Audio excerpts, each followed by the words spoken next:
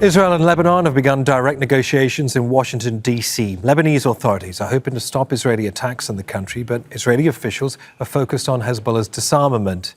Well, these are the first high-level meetings of their kind in more than 3 decades. The last direct engagement between the two countries was in 1993.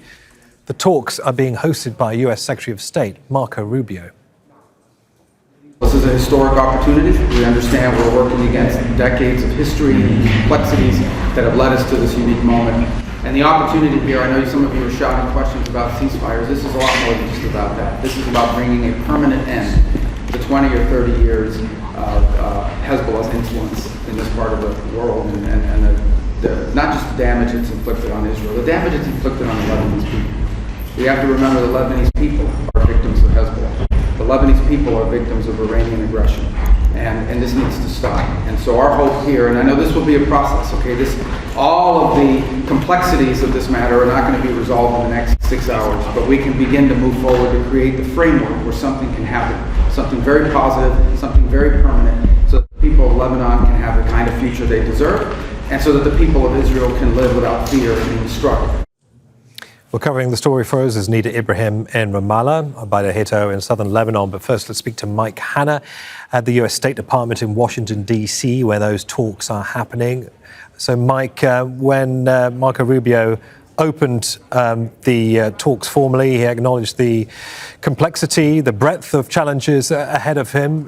What is the context for what we understand could possibly be achieved here, Mike?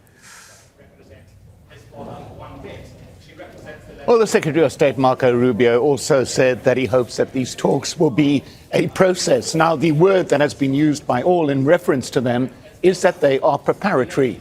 These talks are at an ambassadorial level, supervised by the U.S. Secretary of State. But this is the first step in what is envisaged as a long and exceedingly complicated process. The first time there was contact between ambassadors between these two countries was on Friday evening, when the two who are attending here spoke to each other via the phone.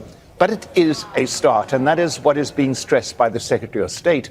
But another thing being stressed by U.S. State Department officials is an attempt to separate it out from the broader context of talks between the U.S. and Iran. The insistence that this is a separate issue to an extent. Of course, there is a cross-connection, but as far as the State Department is concerned, this is utterly separate. It wants to pull the talks between Israel and Lebanon out of any negotiation with Iran. Now, that is also a view shared by Lebanon, who have been afraid that the use of the situation in southern Lebanon as part of the US-Iran talks would give Iran a leverage which would involve the government of Lebanon. But to sum up, this is an important breakthrough, given the fact that it hasn't happened for decades, but it is just the beginning. That word again, preparatory. Just the beginning. Mike, many thanks. Al Jazeera's Mike Hanna there, reporting live at the State Department in Washington.